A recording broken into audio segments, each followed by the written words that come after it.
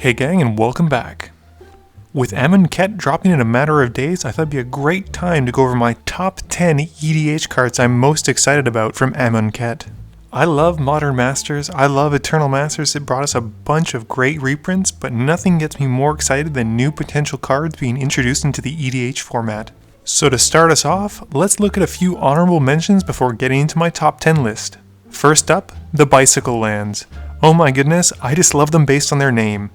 Beyond just having a cool nickname, they also have two relevant land types that can be used to find through fetches or creatures like Wood Elves. They do always enter the battlefield tapped, which is a bit of a strike against them, but they can be cycled away if you draw them later on when you're flooded full of lands. I can see them being run in the appropriate 2 color decks, but I think they'll be hard pressed to find a spot in 3, 4, or 5 color decks. Next on the list is Temet, Vizier of Naktamun. I think it's pretty cool to have a legendary creature with the Embalm effect on him, but unfortunately when he comes back as the Embalmed zombie, he doesn't count as a commander and therefore can't do commander damage. Were this not the case, I could see him probably being on my list of top 10 cards. And the last honorable mention for this list are the God Monuments. Although not as all-around powerful like the Medallion cycle, which reduces all spells of that color by 1, the God Monuments are unfortunately limited to only reducing the cost of creature spells. However, they make up for it by giving us a powerful effect whenever we cast a creature spell. Of the 5, I would probably say that Bontus and Hazarits are probably the strongest monuments. And that's it for my honorable mentions. Let's get into the list.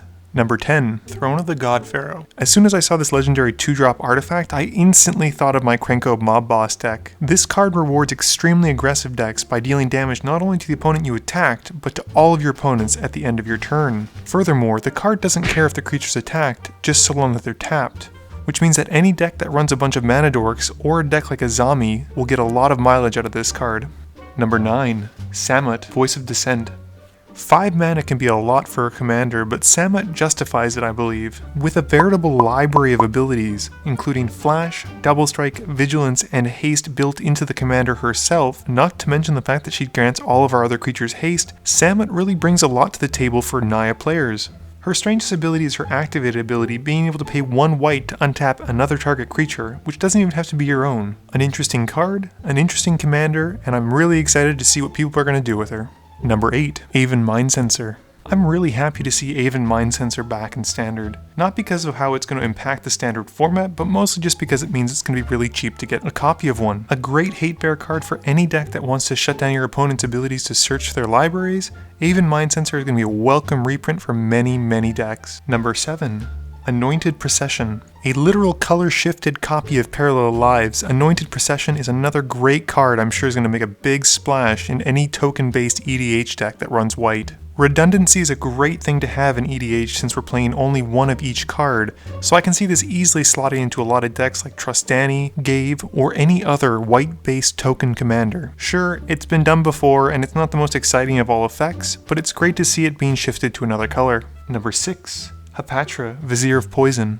It's pretty cool to see another 2-cost commander in this set, and green and black is one of my favorite color pairings. It's also quite refreshing to see a Golgari commander not based around graveyards. Beyond that, she's probably my favorite card in the set based on art alone. There's something cool about that sickly green aura that just seems to hover around the rest of the card, not to mention the fact that her powerful abilities are really easy to activate since she comes down so early. Her first triggered ability is great to deal with any early mana dorks your opponents may play out. She also comes down early enough that you can start swinging as early as turn 2 or 3, not to mention the fact that once you put a 1/1 counter on another creature, you get a great blocker in the form of a 1/1 Death Touch Snake. Well thought out, with a fun design and great art, I think Hapatra Vizier of Poison is probably my favorite legendary card of the set. Number 5, Prowling Serpopard.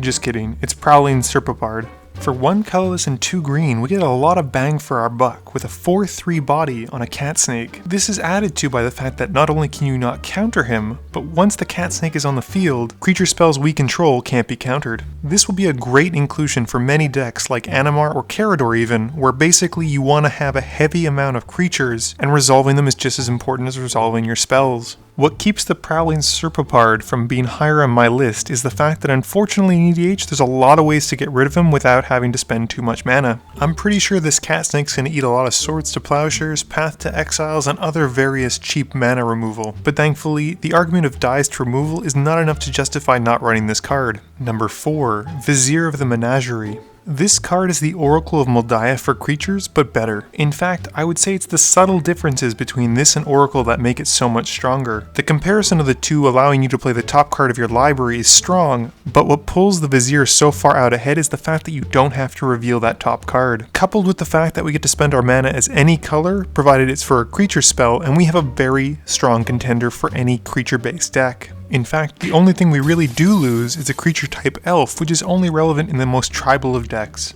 I don't know about you guys, but I'm going to be really hard pressed not to find a spot for this card in my Animar deck. Number 3. Harsh Mentor. Are all of the best hate bears 2 mana, 2/2s that have strong abilities that punish our opponents? I'm gonna say yes. This card is fantastic for punishing not only infinite combo players like Kiki Jiki or Tassiger, but also to really get under the skin of those people who like to use Sensei's Divining Top. Unfortunately, this does miss punishing players for activating Planeswalkers, but this will be a satisfying card to run in your 99 to punish any decks that you know are gonna go off. Number 2. As Foretold. I think it's pretty safe to say that in any EDH deck, being able to cast a spell for free is always something you want to do. Although I don't think this card will be as impactful as it will be in Modern or Standard, I would not be surprised to see an As Foretold card pop up in an Atraxa deck or any other Proliferate-based decks. The card also pairs really well with Paradox Haze or other ways to abuse your upkeep by getting multiples. It's also pretty nice that this isn't just limited to your turn. Because it says once each turn, as long as you have enough time counters on As Foretold, this allows us to potentially safely tap out and have a counterspell per opponent's turn in order to save our board. Yes, it requires you to have that many counterspells in your hand, but I think it's still something to think about.